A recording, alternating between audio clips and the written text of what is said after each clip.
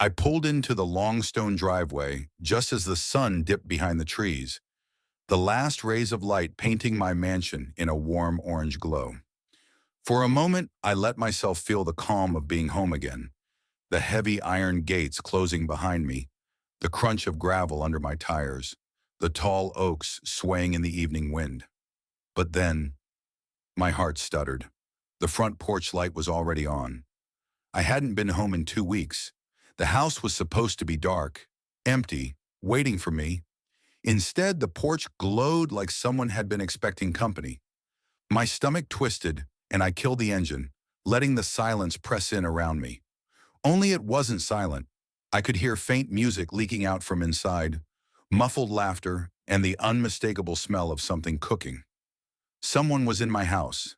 I stepped out, my boots crunching loudly on the gravel, my breath fogging in the cool evening air. My keys felt suddenly too small, too powerless in my palm. As I approached the wide double doors, I noticed a shadow move across the upstairs window. Quick, careless, as if whoever was inside felt entitled to be there. I gritted my teeth and shoved the key into the lock, but before I could twist it, the door swung open from the inside. A young man in a pressed security uniform stepped out, nearly bumping into me. His dark hair was slicked back, his posture rigid with arrogance, and the patch on his chest read, HOA, Patrol. "What do you think you're doing?" he snapped, his voice sharp with authority he hadn't earned. He planted himself in the doorway like a guard. I blinked in disbelief. "What am I doing? This is my house." My voice came out rough, strangled with fury. "Who the hell are you, and why are you in my mansion?" He smirked. Actually smirked, as though my outrage amused him. "I've been monitoring this property, ensuring it remains secure while you've been away." His eyes flicked up and down, assessing me as if I were the intruder. "You can't just waltz in here unannounced. That's a violation." "Violation?" My chest burned, rage swelling hotter than the evening air. "This is my property. You're trespassing." He didn't flinch. He crossed his arms, his stance widening like he owned the threshold. "Sir, if you continue to cause a disturbance, I'll have no choice but to call the police." I let out a bitter laugh, though nothing about this felt funny. "Call the police? You're standing in my house. You've been living here, haven't you? Eating my food, sleeping in my rooms." His smirk widened into something more sinister, a flicker of triumph in his eyes. "Careful," he said softly, leaning in. "Accusations like that can get you in trouble. Maybe you don't understand how things work around here. The HOA takes property management seriously." Before I could answer, he pulled a phone from his pocket, dialed 3 numbers with deliberate slowness, and pressed it to his ear. "Hello, yes," he said loudly, staring right at me. "This is Officer Blake with HOA Patrol. I've got a trespasser here at 401 Grandview Lane. Yes, he's being aggressive. Yes, I need units dispatched immediately." Aggressive? Trespasser? My blood went cold. He was flipping reality upside down, painting me as the criminal in my own home. The sound of his calm, false report rang in my ears as I stood frozen on the porch, my fists clenched so tight they ached. Behind him, I could see into my mansion. Lights on, the faint clatter of dishes in the kitchen, the smell of garlic and roasted chicken wafting into the night. Someone else was inside enjoying dinner in my dining room. I took a step forward, but the HOA patrolman blocked me with his body, his hand hovering near his belt as though he carried authority, maybe even a weapon. His eyes dared me to push past him. For the first time in my life, I felt like a stranger at my own door. The distant wail of sirens broke the silence, echoing through the neighborhood. My pulse hammered in my throat, each beat screaming that something was terribly, irreversibly wrong. How had this man gotten into my house? Why had no one told me? And more importantly, when the police arrived, would they believe the rightful owner or the uniformed liar standing smugly in my doorway? When the police lights finally flashed against the brick walls of my mansion, painting the driveway red and blue, I stood there trembling, not from fear of what I had done, but from the sheer insanity of what was happening. I was a 60-year-old man, a retired architect who had spent decades designing homes for others, and this house was my masterpiece, my legacy, my home. And yet in that moment, with those sirens growing louder, I was reduced to an intruder at my own front door. To understand how surreal this night felt, you'd have to know what this house meant to me. I'd poured 40 years of my life into architecture, long days, endless sketches, projects that took years before they became concrete and steel. My hands weren't as steady now. My knees ached when I climbed stairs, but the pride in my craft hadn't faded. This mansion wasn't just another structure, it was mine. I had designed it as a gift to myself after retirement, a place where my children could visit, where my grandchildren could run through the halls, where my late wife's memory could linger in the rose garden we had once dreamed of together. It stood on Grandview Lane, a quiet street in an upscale community. The kind of place where hedges were trimmed, mailboxes matched, and people waved politely but didn't pry. My neighbors were successful, middle-aged professionals, many raising families. The HOA kept everything uniform. Too uniform, if you ask me. I'd always thought of it as irritating but harmless. A few fines for leaving trash bins out, reminders about lawn height, the usual nonsense. I paid little mind. I had bigger things to think about, but the HOA wasn't harmless, not anymore. The young man who stood in my doorway that night was named Derek Blake, 30 years old, head of something the HOA called Community Security Enforcement. It was a title he had invented. There was no such position in the bylaws. But Derek wore his pressed uniform like it was a badge of honor, embroidered with the words HOA Patrol, and carried himself with the smug entitlement of a sheriff in a one-horse town. I had first met him 3 months earlier during a board meeting. He wasn't even an elected member, just a volunteer the president allowed to help keep order. But Derek thrived on control. He prowled the neighborhood at night, shining flashlights into yards, snapping photos of cars parked on the street too long. Neighbors whispered about him, some grateful for the extra watch, others rolling their eyes. He was just a kid with too much time on his hands, people said. But I noticed the way he looked at power, hungry, greedy, as if each complaint gave him fuel. The first time he came after me, it was about my mailbox. It was a Monday morning. I'd just come back from the grocery store, balancing a bag of fresh bread and tomatoes, when Derek pulled up in a black SUV with the HOA emblem slapped on the side like it was a police cruiser. He stepped out, clipboard in hand, his aviator sunglasses reflecting the sun. "Morning, sir," he said stiffly, looking at my mailbox as though it were a crime scene. "I'm going to need you to repaint this. It's non-compliant." I frowned. "Non-compliant? It's a mailbox, it's black, like every other one on the street." He tapped his clipboard. "The regulation states, gloss black, finish with brass numerals. Yours is matte." I almost laughed. "Matte? That's what you're worried about?" His jaw tightened. "Sir, I don't make the rules, I enforce them. Failure to comply will result in fines." I shrugged him off at the time, but a week later, I received a letter. Official HOA letterhead, $100 fine. My irritation simmered, but I paid it. It wasn't worth the fight, but Derek had tasted blood. The next month he cited me again, this time for improper landscaping. My gardener had trimmed the roses a little too short, leaving bare stems that Derek claimed disrupted neighborhood harmony. Another fine. Then it was the shutters. "Wrong shade of cream," he insisted, holding up a paint swatch like a cop presenting evidence. Each time I tried reasoning with him. Each time I reminded myself he was just a kid playing authority. But the fines piled higher, and with each one his smirk grew wider. Neighbors began whispering in support, quietly. He fined me for leaving my recycling bin out overnight. He measured the height of my grass with a ruler. He knocked on my door at midnight because my porch light was too bright. But no one dared confront him openly. Derek thrived on that fear. For me, it wasn't about the money. I could pay fines all day. I had savings, investments, a career that had treated me well. But it was the principle. This was my home, my sanctuary, the last piece of my life I fully controlled after losing my wife.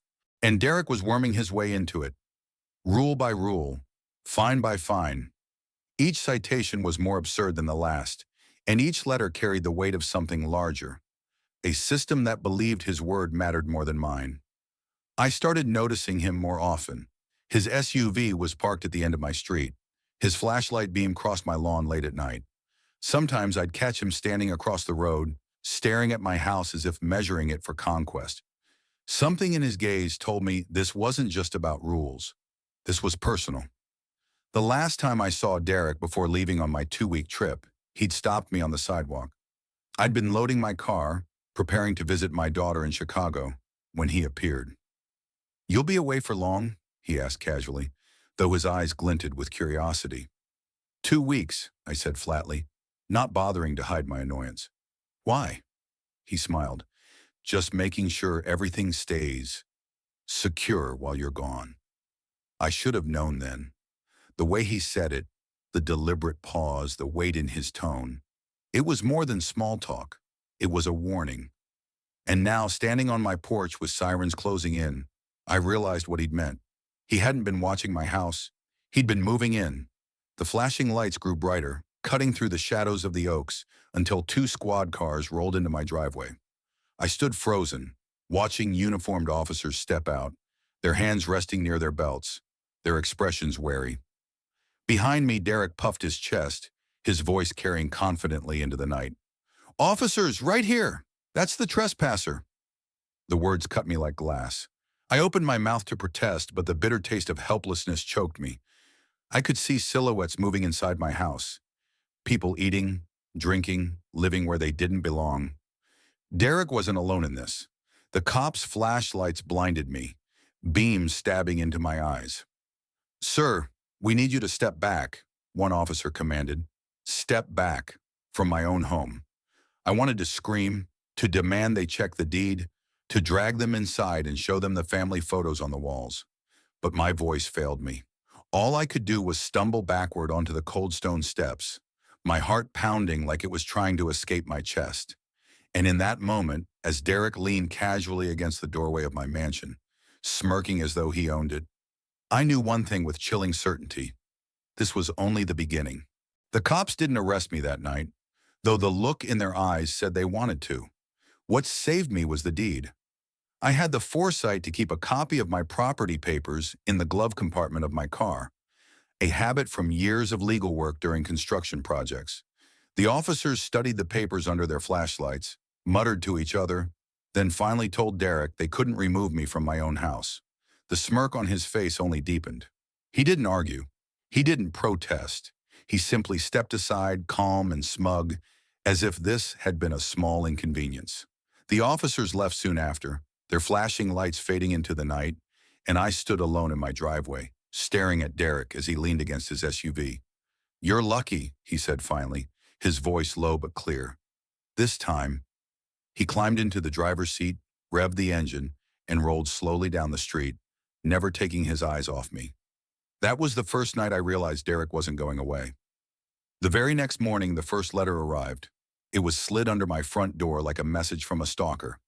Notice of violation, unapproved lawn ornamentation. The ornamentation in question? A small stone bird bath that my wife had placed in the garden years before she passed. It had been there for over a decade, unnoticed and unchallenged. But now Derek had declared it a violation. A $150 fine. I tore the letter in half and threw it in the trash, but more followed. Improper trash placement, $200 fine. Non-uniform curtains visible from street, $250 fine. Unauthorized visitors, $300 fine. Each violation more absurd than the last, each fine larger than the one before. And every evening, Derek's SUV rolled slowly past my house, his tinted windows reflecting the fading sunlight. Sometimes he stopped at the curb, sitting there for 10, 15 minutes, his engine idling like a predator waiting for its prey. Neighbors fall silent. I tried talking to my neighbors. One evening, I stopped by the Johnsons next door, a kind couple in their 50s who had always been friendly. We'd shared barbecues, exchanged holiday gifts, but when I brought up Derek, their smiles faltered. "Be careful," Mrs. Johnson whispered, glancing toward the street as if he might be lurking there. "He fined us last month for having our grandkids' bikes in the driveway overnight. Said it was clutter. We paid it. We don't want trouble." Mr. Johnson placed a hand on my shoulder. his grip firm but trembling. He's got the board behind him, or at least the president. Best to stay quiet. Stay quiet. That was the refrain I heard again and again. From the Millers down the block, from the retired school teacher across the street. Everyone had their own story. Absurd fines, humiliating warnings, late-night inspections. Derek had turned the HOA into his personal kingdom, and fear was his currency. My world shrinks inside my mansion, the place that once felt like sanctuary. I began to feel cornered. Every knock on the door made me jump. Every envelope in the mailbox set my pulse racing. I stopped opening the blinds, afraid of what Derek might see or claim he saw. Nights were the worst. Sometimes I'd wake at 2 a.m. to the sound of gravel crunching outside. I'd peer through the curtains to see Derek's SUV parked at the curb, his silhouette barely visible behind the wheel. Just watching, waiting. Other nights I'd hear footsteps on the porch. Once I caught him photographing my front yard with a flash camera. He didn't even hide it. When I stormed outside, he simply raised his hand in mock salute, smirking as he got into his car. "This is harassment," I shouted after him. "Documentation," he called back, "for the board." The emotional toll. It wore on me. I'm not a young man. At 60, my bones ache. My patience runs thinner than it once did. But I'd always carried myself with dignity, built things with my own hands, raised a family with love and discipline. Now I felt reduced to paranoia. I slept in the living room sometimes, closer to the front door, just in case. I started locking the interior doors of my own house, as if that could protect me from someone who already had a way inside. I called my daughter one evening, trying to keep my voice steady. "How are the kid?" I asked, forcing cheerfulness. "They're good, Dad," she said, but her tone shifted quickly. "You don't sound right. Are you eating? Sleeping?"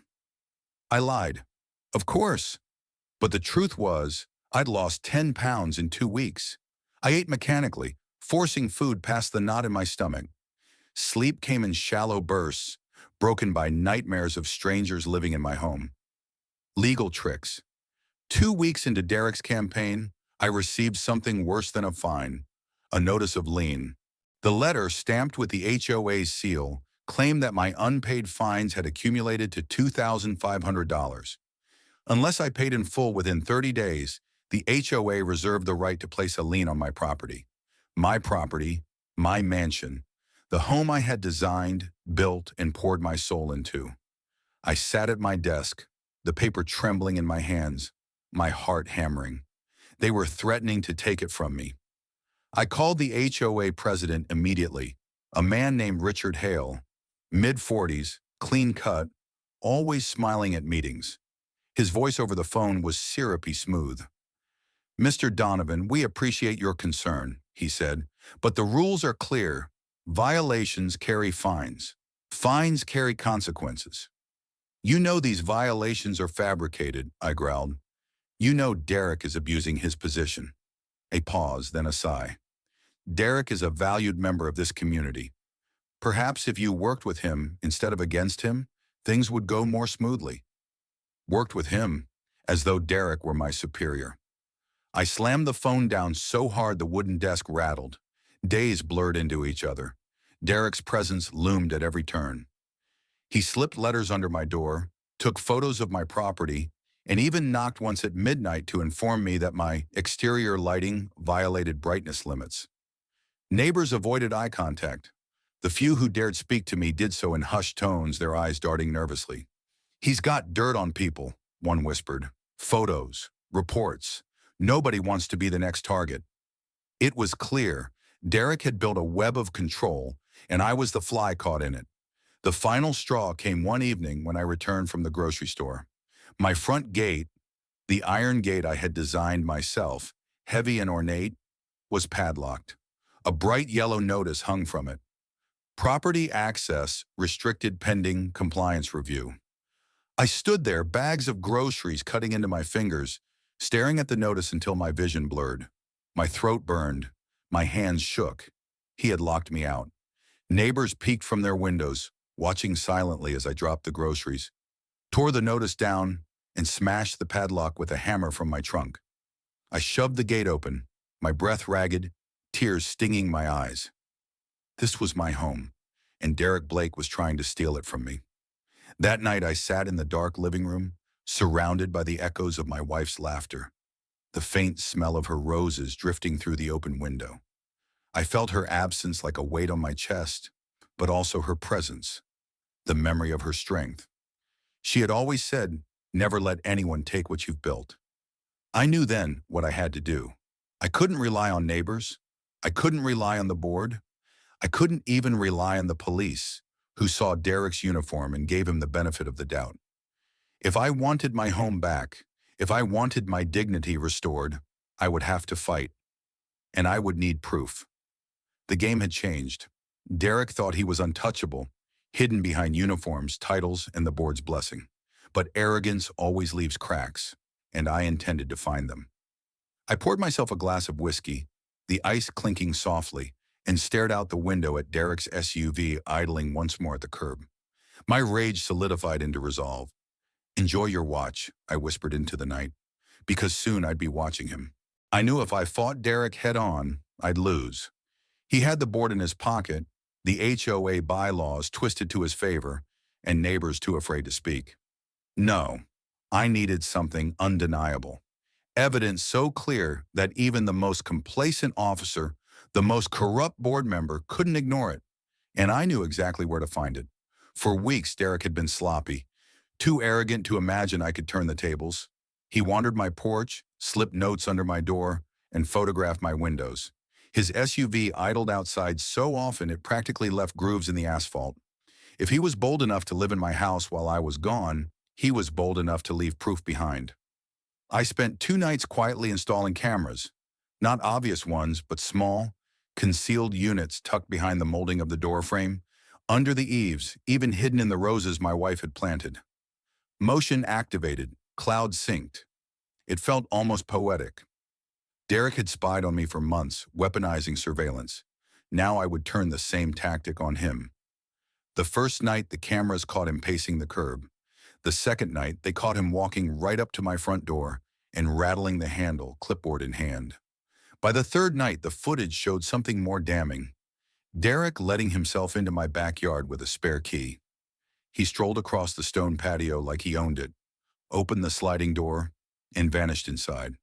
My heart pounded as I watched the recording the next morning, my knuckles white against the edge of the desk. This was it, the crack in his armor. It wasn't enough to have footage of him breaking in. I needed a pattern, a story, a timeline that painted him for what he truly was, a predator in a uniform. So I gathered everything. Every letter he had slipped under my door. Every fine notice, each one more absurd than the last. Photos of the padlock gate. Screenshots of the lien threat. And now, hours of video footage showing him on my property, entering my home without permission. I laid it all out on the dining room table like evidence in a courtroom. Stacks of paper, clips of video on my laptop, looping again and again, each one tightening the noose. But I knew Derek. He wouldn't crumble at a letter. He wouldn't confess in private. No, his downfall had to be public. And the perfect stage. The next HOA board meeting. The community center was full that night. Neighbors in collared shirts and sundresses, clutching paperwork, whispering anxiously.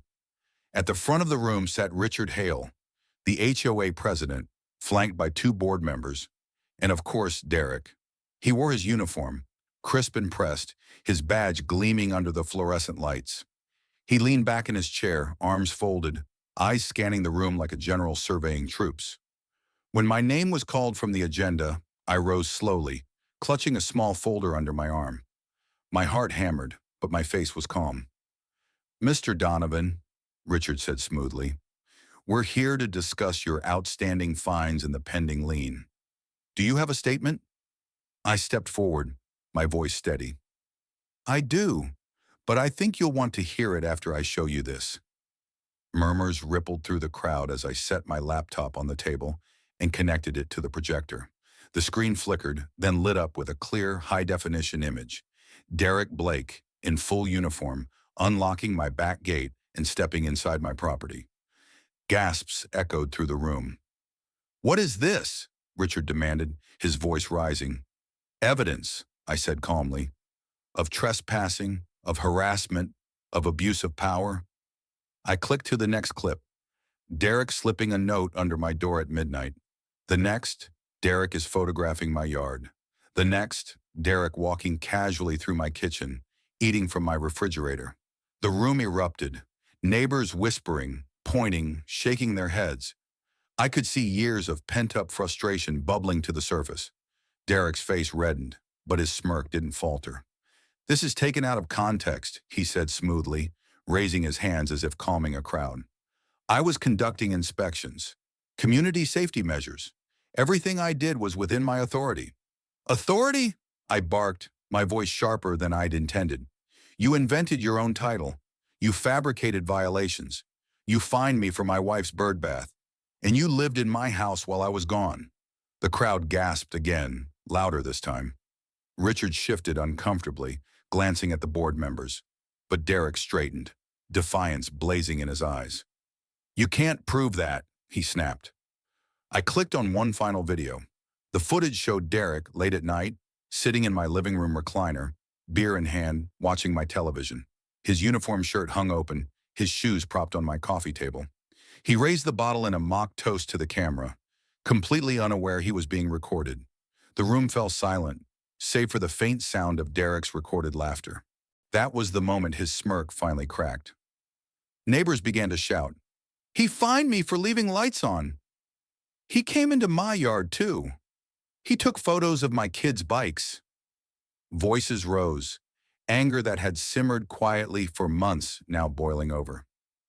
The fear that had silenced them was gone, replaced by fury. Richard tried to gavel the room back to order, but it was too late. The tide had turned. Enough, I said, raising my voice over the chaos. This man has abused his position. He has terrorized this neighborhood, and he has committed crimes. The evidence is here. The question is, what will you do about it? All eyes turned to Richard. For the first time, I saw sweat beat at his temple. His smooth composure cracked, his eyes darting between Derek, the board members, and the furious crowd. We will, of course, investigate these allegations, he stammered. No, I said firmly, stepping closer. Not allegations. Proof. And if you don't act, I'll take this proof to the police, to the county, to the news if I have to. The crowd roared their approval. Derek surged to his feet, his chair toppling backward. This is ridiculous, he shouted, his voice breaking. I was protecting this community. You all needed me. Without me, you're nothing but... His words were drowned by boos, angry shouts, and the pounding of fists on tables. Two board members whispered urgently to Richard, who finally raised his hand. His voice was shaky but decisive. Effective immediately, he said, Mr. Derek Blake is removed from any and all HOA-related duties. This board will review the extent of his actions and cooperate with law enforcement. The room exploded in applause, cheers, and even laughter. Derek stood frozen, his face pale, his fists clenched. He looked at me, hatred burning in his eyes, but there was nothing left to do. The uniform that had once made him untouchable now looked like a costume. A child playing soldier, exposed for what he truly was. I gathered my papers calmly, slid them back into the folder, and shut the laptop. My hands no longer shook. My chest no longer burned. As I walked out of the meeting hall, neighbors clapped me on the back, whispered thanks, and even hugged me. Some had tears in their eyes, tears of relief, of freedom. And outside in the cool night air, I looked up at the stars and let myself breathe for the first time in months. Justice wasn't fully complete yet. Derek would face the law in due time, but the spell was broken. The fear he had cultivated was gone, and my home was mine again. The board meeting had ended in chaos, but for me, it ended in silence. A quiet, heavy silence that settled deep in my chest. Not the silence of fear I had grown used to, but the silence of relief. For the first time in months, I felt like I could stand tall again.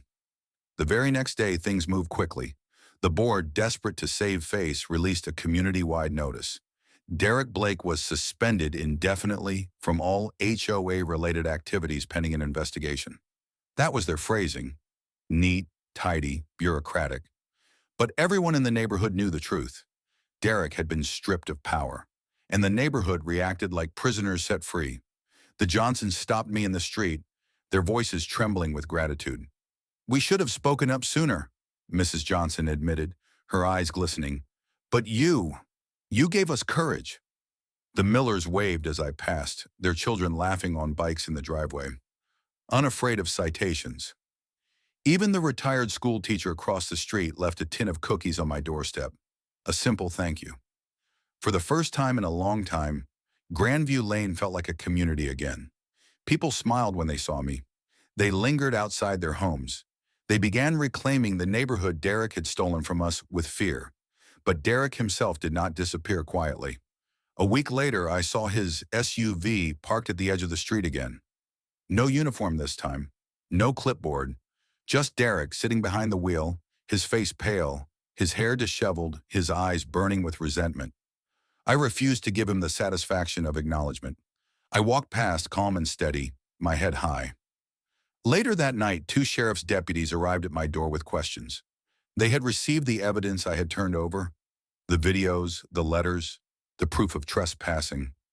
Derek was under investigation not just for harassment, but for unlawful entry, fraud, and potential embezzlement of HOA funds. The deputies assured me he would face charges.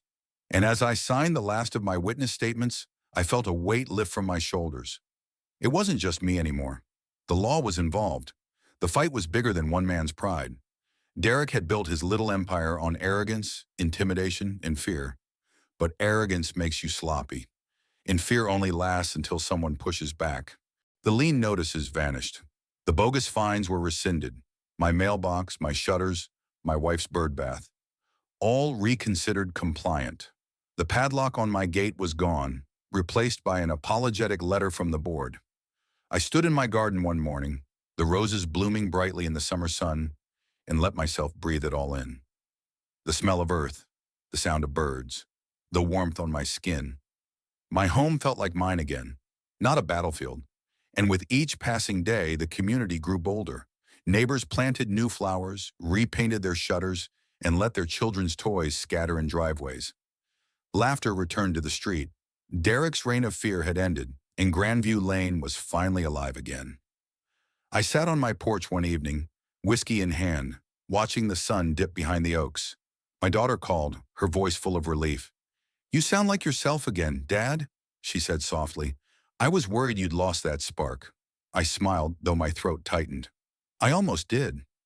But sometimes you have to fight to remember who you are. She was quiet for a moment, then, "Mom would have been proud." Her words settled in my chest like a warm ember, steady and bright. I thought of my wife's roses, still blooming, still defiant against time. I thought of the home we had dreamed of together, now safe again. This battle wasn't just about a house. It was about dignity, about refusing to let anyone steal what you've built, what you've earned, what you've poured your soul into. And it was about community, how one person standing up can break the spell of fear and remind others that they too have a voice. Weeks later, I heard Derek had moved out of the neighborhood altogether. Some said he fled before charges came down. Others said the board had quietly pushed him to leave. Either way, his SUV was gone. His smug smile vanished. His shadow lifted. And I remained. Every creak of the floorboards, every bloom of the roses, every flicker of light in the windows reminded me. This was my home, my sanctuary, my legacy. When I walked down Grandview Lane now, neighbors greeted me not with fear, but with pride. Children waved, couples smiled, and in their eyes I saw something I hadn't seen in a long time. Respect. Because the truth is, villains like Derek thrive on silence. They count on your fear, your hesitation, your willingness to comply. But the moment you stand tall, the moment you fight back, their power crumbles. And when justice finally came to Grandview Lane, it didn't just restore my home. It restored something far greater. It restored our dignity. As the sun set over my mansion one last time in this chapter, I whispered into the quiet air, half to myself, half to the memory of my wife. They can try to take walls and windows, but they'll never take what we built inside them. And with that, I lean back in my chair, the weight of fear gone, replaced with something stronger. Freedom,